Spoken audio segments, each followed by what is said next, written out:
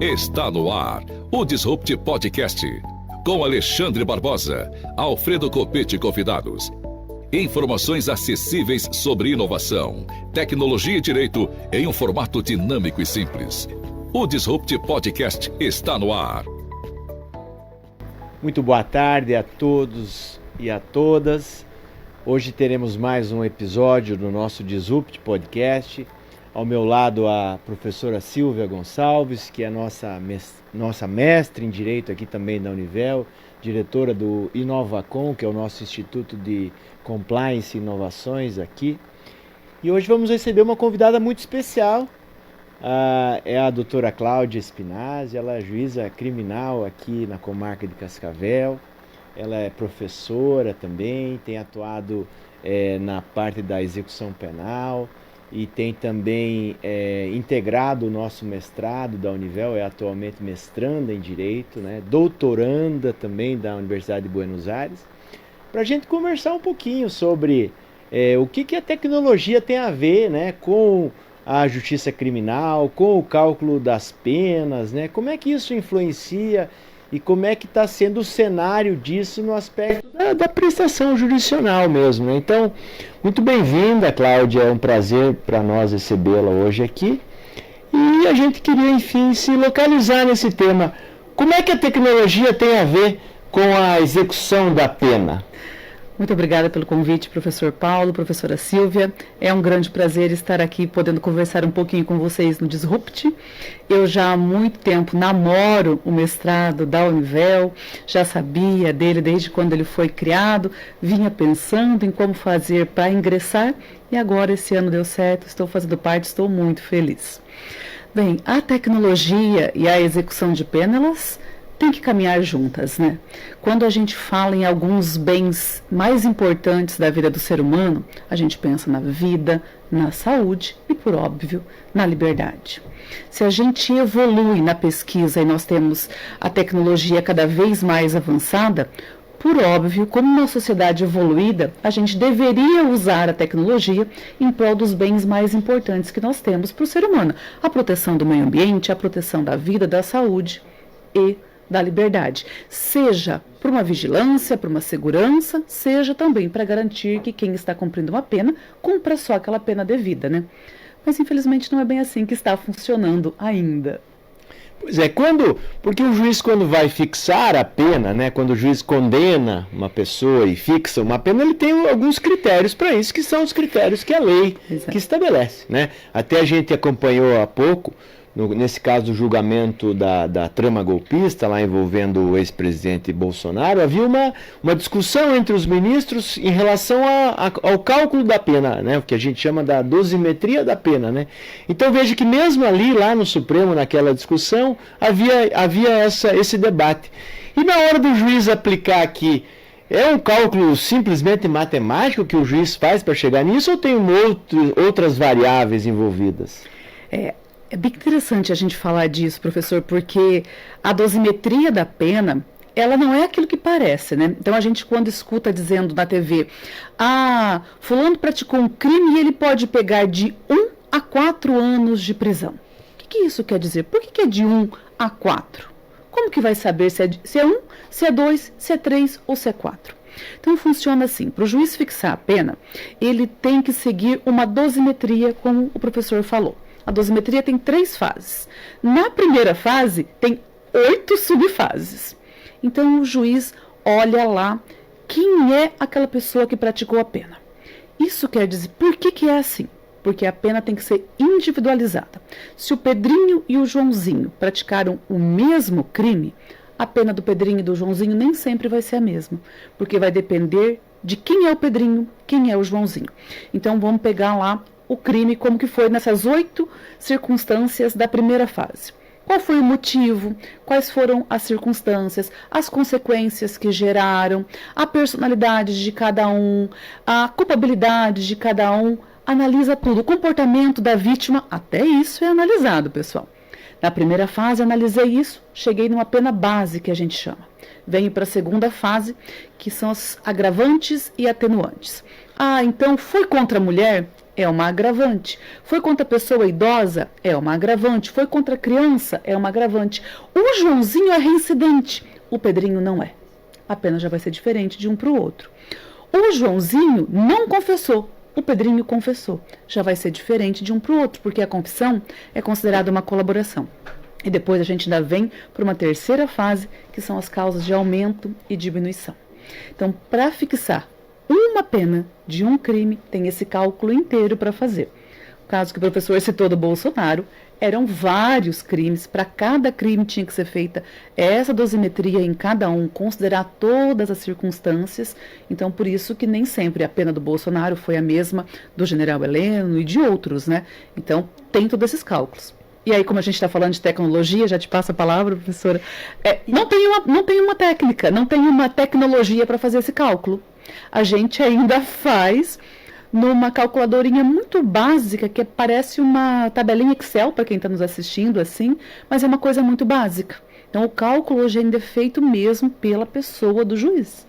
E essa fala do professor Paulo foi muito interessante, porque após esse acontecimento do 8 de janeiro, os olhos se voltaram também para o sistema carcerário, porque há muito se falava de as condições carcerárias não serem adequadas, mas uma parcela até criticava, praticou crime, tem que ir mesmo. Quando houve aquela série de prisões, até mesmo o pessoal foi apreendido na cena, depois foi levado provisoriamente, levantou de novo o debate, meu Deus, essas condições carcerárias. Aí o pessoal viu que realmente precisa de uma atuação mais incisiva. Então, primeiro, a gente está falando de cálculo de pena, só que lá estão pessoas também que não foram condenadas, pessoas que estão aguardando um julgamento. E na fase da dosimetria da pena, tem uma característica que é uma circunstância, que é a personalidade do agente. E usualmente se reproduz um texto padrão de que o juiz não teve condições de aferir a personalidade, porque realmente esse exame não é feito. E eu vejo que com a difusão de informações sobre neurodivergências, sobre perfis diferentes, essa seria uma circunstância que deveria ser adequadamente valorada. Por quê? Se a pessoa possui uma neurodivergência e praticou o crime durante uma crise, ela estava num estado diferente. E acaba que esse ônus vai para meramente exames, parte documental. Uhum. Então, existe algum aparato que o juiz disponha para poder aferir a personalidade do agente, ou ainda é uma circunstância que não tem ferramentas adequadas para se aferir a hora da dosimetria da pena? Por isso que eu amo o direito, né? Porque o direito ele nos permite discordar com todo respeito. E eu discordo totalmente da professora. E aí, é claro, a professora é advogada, e eu sou juíza, e já por aí estamos em lados diferentes, vai ser diferente a nossa visão. O que a professora está falando é uma das fases, um dos requisitos que a gente analisa para começar a dosar a pena. Então, quando eu vou analisar, estou hoje como juíza da violência doméstica, dos crimes sexuais, crimes contra criança, contra idoso. Então, eu vou analisar, por exemplo, um estupro. E aí eu começo a analisar o estupro cometido pelo Zezinho. Primeiro item que eu analiso, a culpabilidade dele. É uma culpabilidade normal? É normal. Quais os motivos que ele cometeu aquele crime? São os motivos normais de um crime sexual? São normais. A personalidade do Joãozinho. Por que, em geral, nós não analisamos? Porque nós consideramos que não temos conhecimento técnico, científico suficiente para valorar a personalidade de uma pessoa de forma negativa. Porque neste momento da dosimetria da pena, eu só posso avaliar para piorar. Eu não posso melhorar. Então, por isso que a gente não avalia. Porque eu não tenho condições de avaliar a personalidade de alguém. E eu, particularmente, sou totalmente contra avaliar, porque eu teria que fazer uma valoração de uma personalidade como se fosse um prognóstico de que essa pessoa tem a personalidade voltada a cometer crimes. Ou uma personalidade de que veio praticando crimes. A ideia é de uma personalidade voltada ao cometimento de crimes sexuais. Se a gente está diante de um serial killer que matou várias pessoas, é óbvio que ele tem uma personalidade voltada ao cometimento do crime. É óbvio, de uma forma leiga. Eu não tenho conhecimento psicológico, psicanalítico suficiente para afirmar isso. E eu jamais, como juíza, vou colocar num papel que um ser humano tem uma personalidade voltada ao cometimento de crime.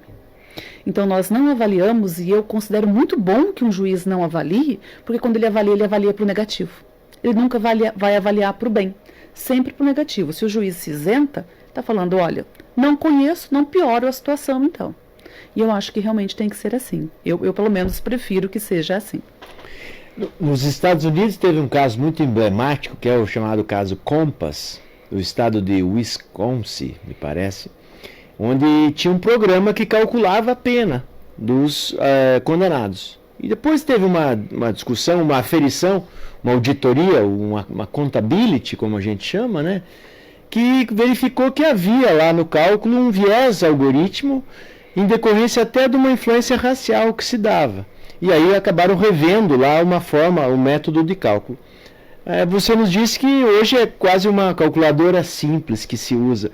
Será que é possível, a partir da tecnologia, dos algoritmos, que a gente tenha em algum momento, em breve, ou alguma iniciativa do CNJ, ou do Tribunal de Justiça mesmo, que se possa estabelecer um elemento objetivo para que isso possa servir de auxílio ao juiz na hora do cálculo da pena? Ou a gente está muito diante de um risco de um subjetivismo algorítmico aí? E se a gente criar esse elemento objetivo? Quem vai criar o algoritmo? É um problema, né? Não, é um ser humano. E o ser humano que vai criar esse algoritmo necessariamente vai ser um ser humano cheio de ideologias, cheio de suas próprias ideias. Então, por mais que a gente tenha um algoritmo, a gente sempre vai ter por trás a ideologia de um ser humano. A gente sempre tem essa discussão de, poxa vida, o fulano, meu vizinho, cometeu um crime e pegou uma pena baixa com a juíza fulana. Aí o outro coitado cometeu o mesmo crime, foi condenado pelo juiz fulano, pegou uma pena muito maior. Isso não é justo. Eu também acho que não é justo. Mas são dois juízes com duas mentalidades diferentes, dois seres humanos, um que aplica pena baixa, um que aplica pena alta. Ah, então seria melhor colocar numa maquininha e sair ali tudo igual? Mas como que a gente teria segurança de que este julgamento estaria correto? Como garantir que a gente não teria um viés discriminatório de forma racial, discriminatório de forma etária, discriminatório com relação ao gênero? Porque o algoritmo precisa ser alimentado, precisa ser traçado. E na hora de ser traçado, a gente também corre esses riscos. Eu agora não tenho como dizer essa frase sem não puxar a sardinha para o meu lado. Mas eu ainda prefiro que um ser humano julgue. E aí eu disse, realmente fica muito evidente puxando a sardinha para o meu lado. Mas realmente ainda acho que é melhor que um juiz, uma juíza julgue e que a gente tenha cada vez mais mecanismos para fiscalizar essas pessoas, para exigir que juízes e juízas estudem, que estejam sempre aprendendo, para exigir que aprendam, por exemplo. Se tem uma coisa que eu acho um absurdo, é um juiz que julga execução fiscal, um juiz que julga processos contra a empresa que nunca montou uma empresa. Eu realmente já dei essa ideia para o tribunal. Eu acho que nós, juízes, que passamos um dia por uma vara civil, que vamos julgar uma empresa, deveríamos ir lá para o SENAC e ser todos obrigados a montar uma empresinha. Sabe quando tem aqueles, eu acho que é uma forma de incubadora, que obriga o juiz, o aluno a montar uma empresinha e fazer ela se sustentar?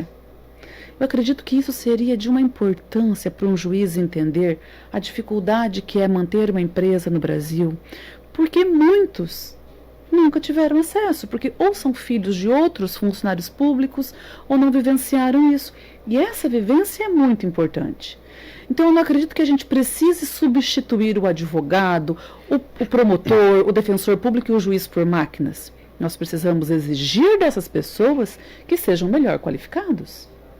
É muito desse uso da tecnologia que o CNJ, inclusive, tem regulamentado, né?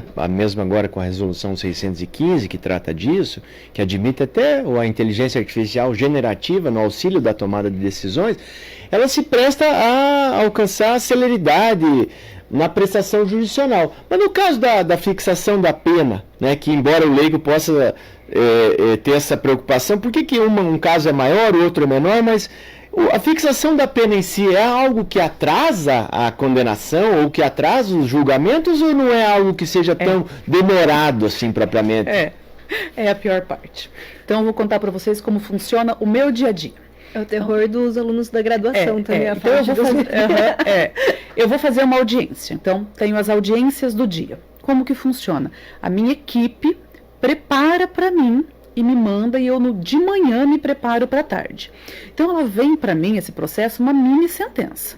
Então, vem ali qual é a denúncia, quais são os advogados, quais são as testemunhas de cada um que vai ser ouvido e quais são todas as provas que já foram coletadas no inquérito.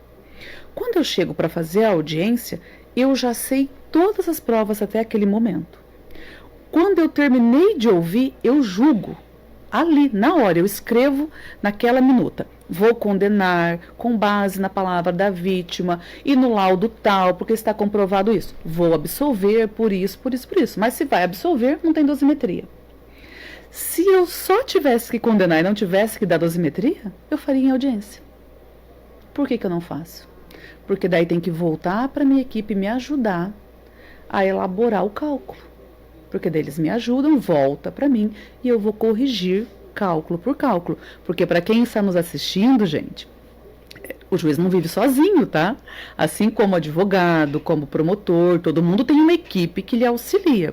Então, a gente tem uma equipe que nos ajuda. A ideia, a decisão é sempre do juiz, mas claro que tem uma equipe que ajuda. Então, se eu não tivesse que fazer o cálculo, se eu pudesse falar assim, ó, da minha cabeça eu acho que eu vou dar 6 anos. Não interessa por quê?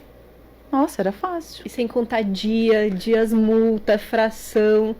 Mas não é assim que funciona. Então, pelo que você está dizendo, Cláudia, e pelo estado da arte, digamos, ainda a gente está um pouco longe de conceber um juiz robô para o cálculo da pena, ou daqui a pouco mais a gente já tem um ferramental para isso disponível? Eu acho que a gente vai evoluir para ter ferramentas que auxiliem o juiz neste cálculo. Para ter ferramentas que auxiliem. Então, por exemplo, vamos supor que eu tivesse uma ferramenta que eu pudesse clicar e dizer, eu vou aumentar pelo motivo, porque o motivo é negativo. Porque, por exemplo, gente, o que é aumentar pelo motivo? É assim, olha, um homem bateu numa mulher em situação de violência doméstica. Qual foi o motivo? Foi ciúmes?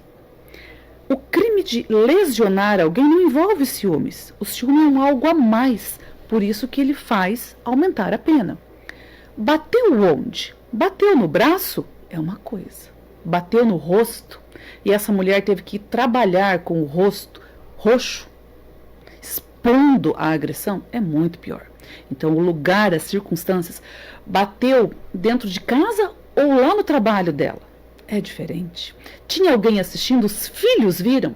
É diferente. Então, todos esses pequenos detalhes são considerados. Praticou um furto. Praticou um furto na rua à luz do dia. Abordou a pessoa e pegou. É uma coisa. Praticou um furto lá no sítio, à noite, onde a pessoa não tinha como se defender. É outra situação. Então, tudo isso é considerado. Eu acredito que talvez a gente evolua para ter uma ferramenta que dê a opção do juiz ir clicando o que ele acha que está presente e ela faça a soma. Então, o juiz fala assim, olha, eu vou aumentar 1/6, 1/8 para o que estiver presente e vou diminuir tanto para o que eu achar que merece diminuir. E ele vai dizendo o que está presente. Aí a ferramenta seria excelente, porque o juiz continua decidindo e a ferramenta faz o cálculo aritmético. Então, acho que aí funcionaria bem. E qual você acredita que sejam as grandes dificuldades para não existir essa tecnologia até hoje? Porque não parece uma tecnologia nova. Se você está nos assistindo e trabalha na área de desenvolvimento de programas de calculadora, fica a dica, calculadora de dosimetria da pena. E quais seriam as ferramentas existentes hoje em dia que facilitam o trabalho no âmbito da execução da pena? A gente tem várias calculadoras assim, mas elas acabam não atendendo às necessidades. Sabe? Elas não são tão disseminadas porque é mais rápido fazer à mão. E é daí que a gente tem tanto processo de revisão criminal. Para quem está assistindo, que é leigo, que não sabe, então, a pessoa ela é condenada, teve a sentença, foi condenada, não acabou a vida. Depois da sentença existe vida. Existe uma coisa chamada revisão criminal. O advogado pode entrar com um pedido dizendo, olha, eu acho que aqui tem um erro no cálculo da pena. Eu acho que essas provas aqui foram valoradas, consideradas de forma errada. Essa testemunha falou A e essa B, elas estão se anulando, não dá para ser condenado. Então, a gente tem muita revisão criminal e que diminui pena por conta disso, da falta de uso. Mas tem outro ponto que eu queria comentar com vocês, que é depois, quando vai cumprir a pena. Porque se vocês acham que é difícil a dosimetria, vocês não imaginam o que é o cumprimento da pena. Então imagina o Bolsonaro.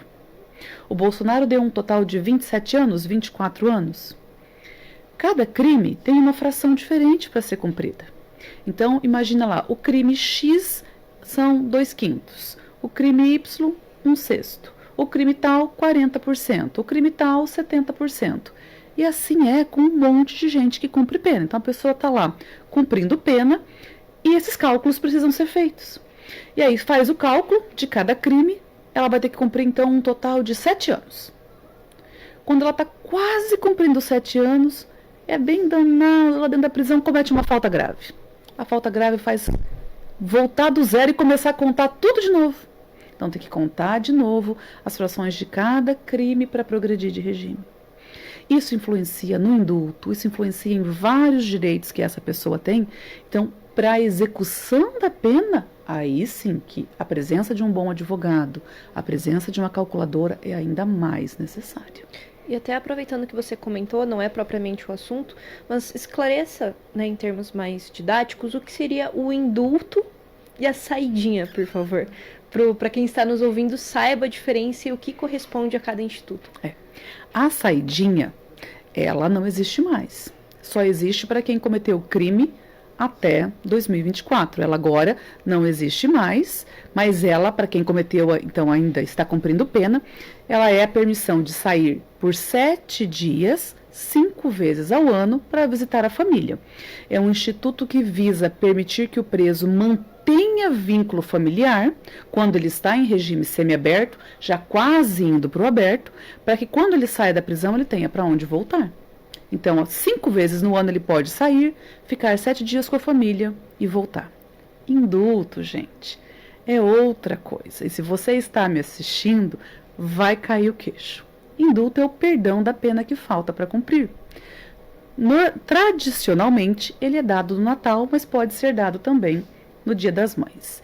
O indulto, ele vem lá de antigamente, dos gregos e tal, mas vamos comparar com a época de Jesus, quando Pôncio Pilatos tinha Jesus e Barrabás para escolher qual que ele ia perdoar, e ele perdoou Barrabás. É mais ou menos assim. O nosso presidente da República, todo final de ano, olha as pessoas que estão cumprindo pena e fala: para estes daqui, eu perdoo a pena que falta. E é claro que eu estou falando de uma forma muito simples, mas o indulto vai atingir quem já cumpriu grande parte da pena, então já ficou 20 anos preso, o resto eu perdoo. Quem está muito doente, quem está com doença grave, quem está com alguma deficiência, mulheres mães que já cumpriram uma parte da pena e estão com filhos pequenos em casa. Então tem uma série de requisitos. E a gente tem uma grande dificuldade no cálculo do indulto também. Só para não perder essa linha então, e a diferença entre o indulto e a anistia, qual é? A anistia é uma questão política, né? A anistia é concedida pelo Congresso Nacional para crimes políticos. Ela é o que se está buscando agora. Ela já foi concedida em outros momentos no nosso país, no momento de ditadura, pelo Congresso Nacional, e agora está se buscando que o Congresso conceda novamente nessa situação das pessoas que foram condenadas pelo 8 de janeiro e na situação do Bolsonaro. Mas a anistia é motivada por uma questão política concedida pelo Congresso Nacional. O indulto é um dos mecanismos de freio e contrapeso. A gente tem 3 poderes na República: executivo, legislativo e judiciário. Todos eles conseguem se meter um pouquinho no outro. São os chamados freios e contrapesos. O indulto é um deles, através do qual o presidente da República se mete um pouquinho no judiciário e fala: essa pena foi muito grande, vou diminuir e vou perdoar. Bom, então daria para se dizer que o indulto é em relação à pena em si e a anistia é em relação ao crime propriamente. Seria isso? Perfeito. Ah, sim. É exatamente isso. Que bom. Então, acho que nesse cenário é possível a gente cogitar que, cogitar não temer que esse modelo de fixação da pena ainda continue sendo feito por um juiz humano, por um juiz que estude o tema e que saiba estabelecer essa dosimetria. E um ponto que talvez seja ainda importante, até para o leigo, é que o fato da pena ser maior ou menor não significa dizer necessariamente que você tem uma repressão criminal mais eficiente, ou que você reduz a criminalidade pelo tamanho da pena, que muitas vezes a gente vê isso, né? Projeto de lei para aumentar a pena disso, aumentar a pena daquilo, como se isso por si só resolvesse, né? Quando na verdade a dimensão de política criminal é muito mais ampla e mais complexa do que simplesmente você atribuir mais ou menos a pena daquele sujeito que tenha sido condenado, né? Mas, infelizmente, não temos mais tempo para nada. A gente ficou muito agradecido e feliz de receber a Cláudia hoje aqui conosco, a nossa aluna também aqui do mestrado, dizer que foi muito esclarecedor em vários temas. E, enfim, queremos deixar a palavra aí para que você finalize e dê um abraço aí para os nossos ouvintes e o pessoal que nos acompanha no YouTube e no Spotify também. Eu agradeço muito o convite, fiquei muito feliz, adorei o bate-papo, acho que foi gostoso, simples, esclarecedor. Eu espero que os nossos ouvintes tenham gostado também.